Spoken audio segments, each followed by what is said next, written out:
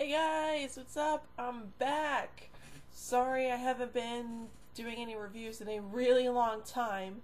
I was at my grandma's for a few weeks, and whenever I bring my laptop to my grandma's, I don't get internet access there. So that's why I couldn't do any videos. Well, I could make videos, but I couldn't upload them to YouTube and blah blah blah stuff like that. So there you go. So I have seen some movies since my last review, and thankfully I made a list of the movies that I have seen. So, and I am going to be doing these reviews in order of how they are on the list. Okay, so, first of all, Men in Black 3, which is really awesome. Brave, the new Disney Pixar movie, which again, thought was really awesome. Katy Perry, Part of Me, which was pretty good, considering the fact that I'm a Katy Perry Uber fan, obviously. And yesterday, I saw the new Ice Age movie, Ice Age Continental Drift. Now, I was going to see The Dark Knight Rises, well, it wasn't just me, but my dad and I, we were going to go see the new Batman movie, The Dark Knight Rises, but fortunately we weren't able to because the showing, well, pretty much the majority of the showings were sold out except for 10:55 at night, which we didn't want to do. So instead we saw the new Ice Age movie, so there you go. And speaking of The Dark Knight Rises, I don't know if any of you guys out there have heard about the shooting in Colorado where this one guy who called himself the Joker, I forget what his real name is, but he pretty much went on a shooting rampage at a theater in Aurora, Colorado, where people were watching The Dark Knight Rises. So I know maybe some of you guys have heard about it. I don't know if you haven't, but if you haven't, well then I pretty much told you what happened, and 12 people were killed and tons more were injured. So that is really sad, and my heart goes out to all the victims and their families, and it just makes you wonder why someone would do that. I mean, seriously, like, what was what was the guy's motive? You know, I mean, why did he do this? Why? But we don't know yet, but hopefully someday we will know exactly why he decided to do this. So there you go. So yeah, but anywho, so let's get started with my thoughts on Men in Black 3. Now, Men in Black 3, it was good. How good? Really good.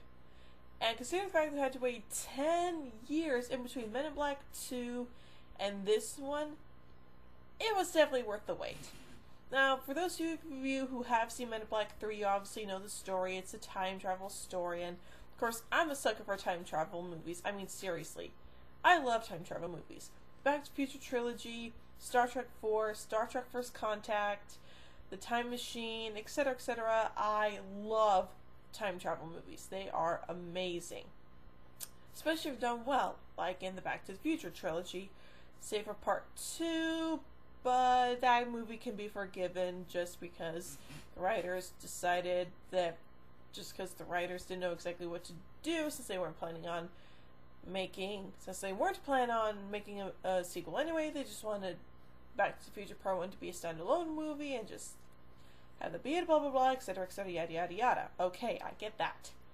But still, Men in Black 3 is an example of how you do time travel in a perfect way. Now, see, here's my idea of a perfect time travel movie, okay? A perfect time travel movie is where you go into the past to correct something that you know isn't supposed to happen, or you're trying to prevent something that you don't want to happen, or something like that, and in the end, everything is okay again.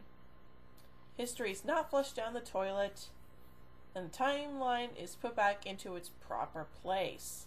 Now, I know that the Back to the Future movies didn't necessarily do this in a quote-unquote perfect way, but still, Marty did what he did, and stuff like that, so there you go. So, basic plot of this movie is that we're introduced to this alien villain named Boris the Animal, or just Boris as he likes to be called, and has been kept locked in a prison on the moon for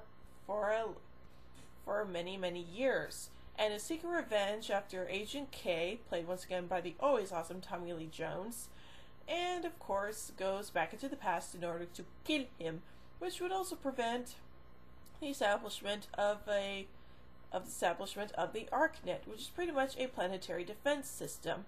And of course, then that leads Agent J, played once again by the always awesome Will Smith, to travel back in time in order to make sure that K is not killed. And of course, J travels back into the year 1969, which is very important because that is, of course, when Apollo 11, I think it was Apollo 11, of course, launched and ultimately created, which ultimately led to America being part of the space race.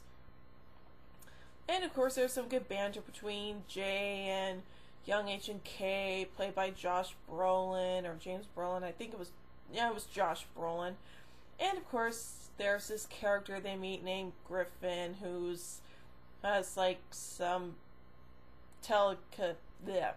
psychic powers or something like that. Pretty much he can predict when things are going to happen, which is very interesting. And of course, they then follow Boris to where to where Apollo is going to launch and stuff like that. And then, of course, we meet a young Agent J who looks so cute, and of course, his dad. But of course, Will Smith J doesn't really know that yet, but ultimately realizes that, of course, when he was a youngster, he met Agent K, who then, of course, erased young Jay's mind about what happened to his dad, and so on and so forth, which ultimately leads to a interesting thing that happened, because if Jay's memory wasn't erased, then he would probably recognize K in the first movie. But of course, since that whole neuralizing thing happened, that's probably why the two never even recognized each other in the first film, which is good. And of course, ultimately, K, kills Boris, which also means that Boris will not exist in the future either, which is good, because that was the one thing about this movie, is that if K had killed Boris, then of course Boris wouldn't seek revenge on K years later. So there you go. And ultimately the ArcNet is deployed and everything is okay again, and Jay returns back to present day New York and everything's okay again. So that's the basic plot of Men in Black 3. Now, do I think this is a good Men in Black 3 movie? Hell yeah. Do I think it's better than the second one? Hell yeah. Now, do I think that they might make another one? Probably. I mean, seriously. Let's put this in perspective. The first Men in Black movie was really, really good. The humor was good. The acting was superb, and everything about it was fan-freaking-tastic. The second movie, well, some people pretty much thought it wasn't the best one because the humor wasn't all that good and stuff like that. I still think Men in Black 2 actually wasn't all that bad. Men in Black 3, huge improvement over Men in Black 2. So there you go. So anywho, those are my thoughts on Men in Black 3. And after I'm done uploading this video, I will talk to you about my thoughts on the latest Disney Pixar movie, Brave. So until then, live long and prosper. Peace out. Bye.